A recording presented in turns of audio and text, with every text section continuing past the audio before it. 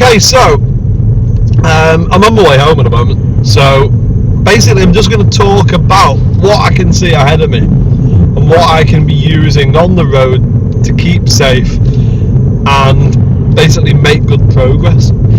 So look at this, for example. On this road we've got long lines in the middle, short gaps, because there's hazards coming up. We've got junctions, we've got driveways, junction on the left there, we've got a junction on the right, so there's many hazards coming up. That's why the lines in the middle are long with short gaps.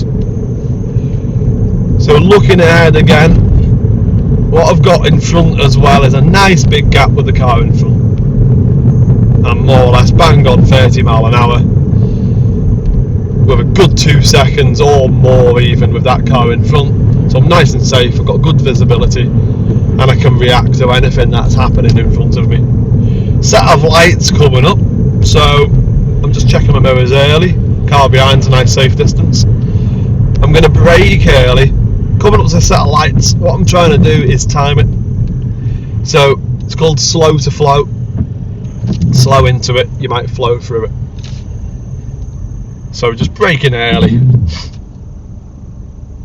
Slow into it. Hopefully the cars behind as well are doing the same thing. And look at that.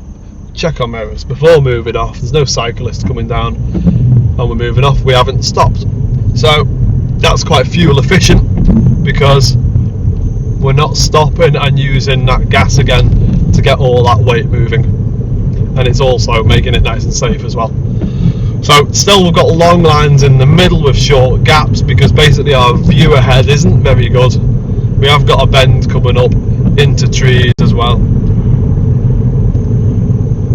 So the long lines again are still telling us that there's some kind of hazard coming up. Signs as well coming up. Now we've got the sharp bend sign with a junction to the right. There's yellow behind that sign, there's slow on the floor. There's yellow behind the school sign. The lines are going long in the middle. Continuous solid lines. So we're not allowed over those lines until we're turning right, say at this junction. So there's a lot telling you there that there's a lot of hazards coming up, probably because there's been a lot of accidents there as well. So that's why you've got yellow behind the signs, solid lines in the middle to keep you on your side of the road. So a lot of money's been spent in that area to keep hopefully everyone safe, because there's probably been a lot of accidents. Looking at that junction, I'm not surprised. So coming down here, we've got still long lines in the middle. If we're overtaken, there's arrows telling us to get back in. Solid lines coming up, keeping everyone on this side of the road. Your view opens up, so we'll have a little look across the grass there. You can see up onto the bridge. So you can see with this route up ahead, you've got again the solid lines in the middle, but you've got lampposts on your right hand side. So the lampposts are on the right, they're actually pointing the way the road goes. So usually if the road goes left, lampposts are usually on your right. And if the road goes right, usually the lamppost switch to the left hand side and again point where the road's going. So you can actually use the lampposts to understand which way the road's going, which I'll show you in a second. So the lamppost switch to the left, you can see that, and the road goes right. Look ahead. Now this is a good example because you can see the lampposts up here. You can see them across the field. I don't know if you can see it on the camera, but you can see the lampposts across the field pointing to the left. You can't actually see the road, so already we know the road must go left because the lampposts are on the right hand side now, pointing where the road goes. And there's the road going round. You can still see the lampposts up ahead, pointing which way the road goes. So it's often like that. You can see where the road goes. You can't see the road, but you can see the lampposts are guiding the road. Now the lines open up, short lines in the middle. There's not much hazard down here, so potentially that could be an area where if you've got a slow moving vehicle you could maybe overtake. But now the lines are long again and it's telling you to get back in. You should be back over on your side.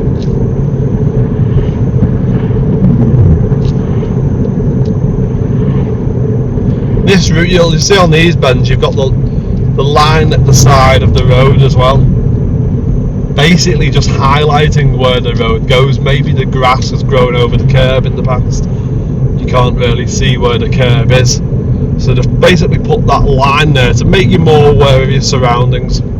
Probably, again, there's been a few accidents on this route, so the lines and the signs, everything like that, it's trying to make you more aware of your surroundings. This junction, I'm just reading the junction to the left and to the right, people coming into the middle.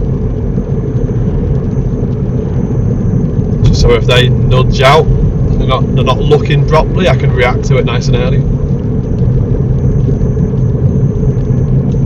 Vision up the road, you can see a lot of brake lights, so there must be something happening ahead. Again, there's no one really behind me, it's quite far away. See, there's a junction to the right eventually, so potentially people stopping in the middle to turn right at that junction. And again, the lines are long in the middle, so it might not be a good opportunity to overtake, because if you overtake through here with the lines being long in the middle, why are they there? Because that junction's here on the right.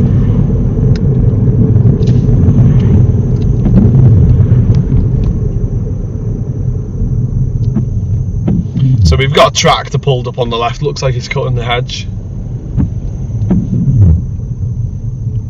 So we'll just plan nice and early. We'll position to the right nice and early so we get a good view. But one thing here is position for vision. So that's just a little route, you know, coming back home, and there are some of the things that you can be using on that route to help you with your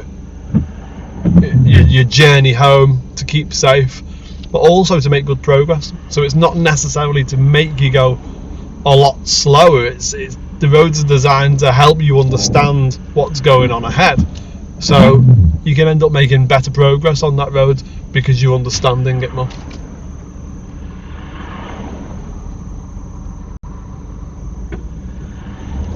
So everyone's indicating on this bit to get around the tractor, but I'm not. I don't see the point in indicating. It might look like you want to turn right into the driveway or something like that. What was good there was my position was to the right, was very obvious, so it didn't need the signal.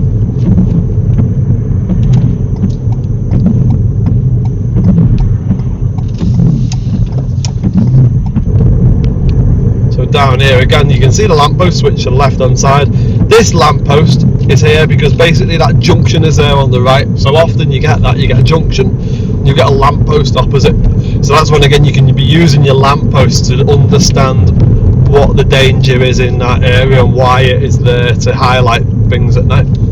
So often you'll get that lamppost on your left and there's a junction on your right, so that's where your eyes should be going left and right when you see those lampposts. Bad junction, always needs a bit of a lean, don't guess, could be a motorbike coming.